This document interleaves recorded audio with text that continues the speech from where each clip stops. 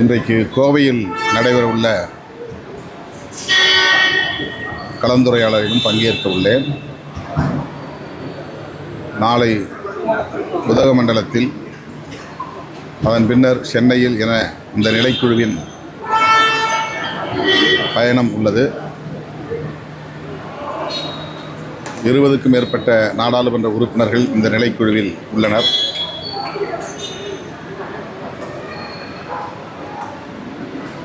அந்த பயணத்தில்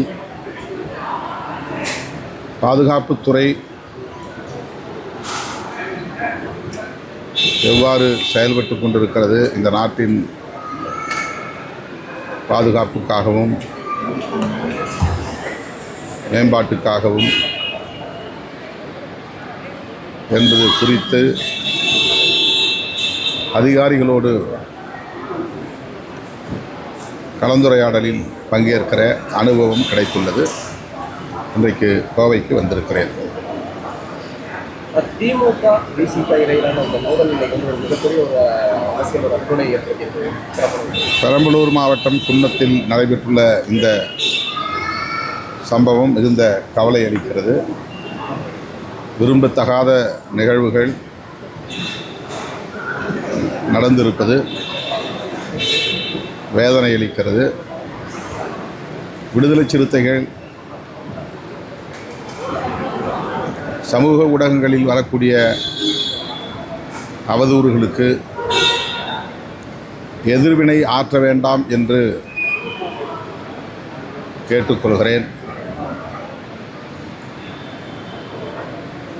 இதுபோல ஆர்ப்பாட்டம் நடைபெறவுள்ளது என்பதை கேள்விப்பட்டு அதை தவிர்க்க வேண்டும் என்று நான் கூறியிருந்தேன்.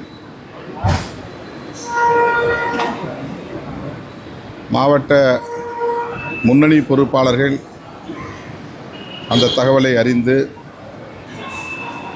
ஆர்ப்பாட்டம் இல்லை என்பதை அறிந்து தவிர்த்து விட்டார்கள். ஆனால் தகவல் அறியாத சில தோழர்கள் அந்த இடத்தில் கூடியிருக்கிறார்கள்.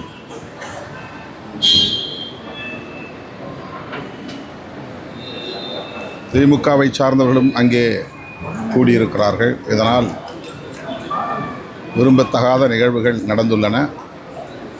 இனி அவ்வாறு நடப்பதற்கு இயக்கத் தோழர்கள் யாரும் இடம் கொடுத்துவிடக்கூடாது என்று வேண்டுகோள் விடுக்கிறேன்.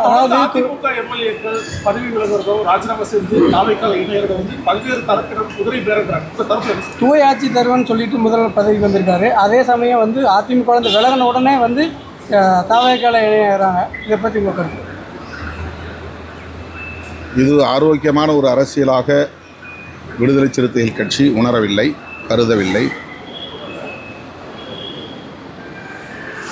இந்த ஆட்சி அமைய வேண்டும் என்பதற்காகவும், குடியரசுத் தலைவர் ஆட்சி இங்கே வந்துவிடக்கூடாது, அதை தடுக்க வேண்டும் என்பதற்காகவும்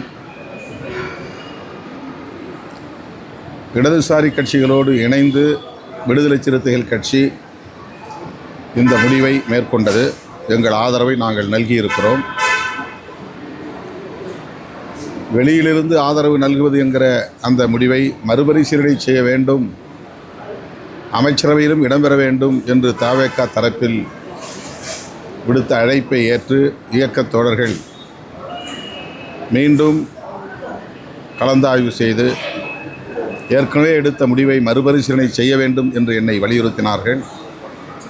அதன் அடிப்படையில் நாங்கள் இன்றைக்கு அமைச்சரவையிலும் இடம்பெற்றிருக்கிறோம். இந்த நிலையில் தவேக தலைவருக்கு, முன்னணி பொறுப்பாளர்களுக்கு விடுதலை சிறுத்தைகள் கட்சி விடுக்கிற வேண்டுகோள், எந்த சூழலிலும் உங்கள் ஆட்சி கவிழ்வதற்கு நாங்கள் இடம் கொடுக்க மாட்டோம். அந்த நம்பிக்கையோடு நீங்கள் ஆட்சியை திறம்பட செய்ய வேண்டும்.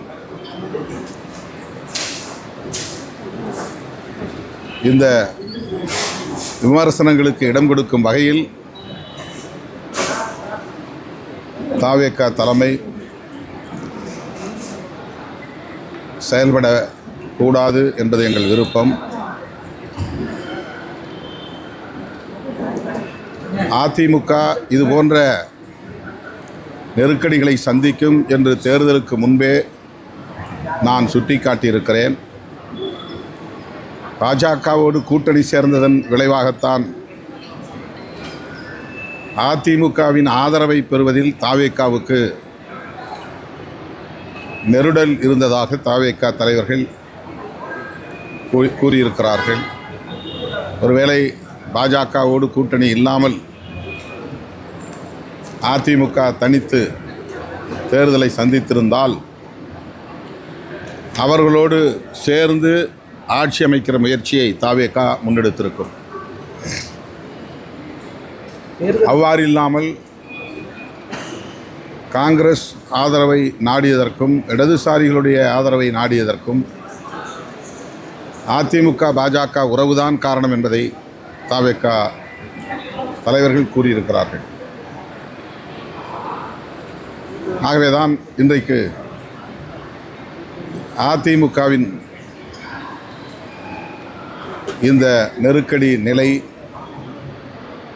அதிமுக இத்தகைய நெருக்கடி நிலையை சந்திக்கிற சூழல் உருவாகியிருப்பதாக நான் கருதுகிறேன்.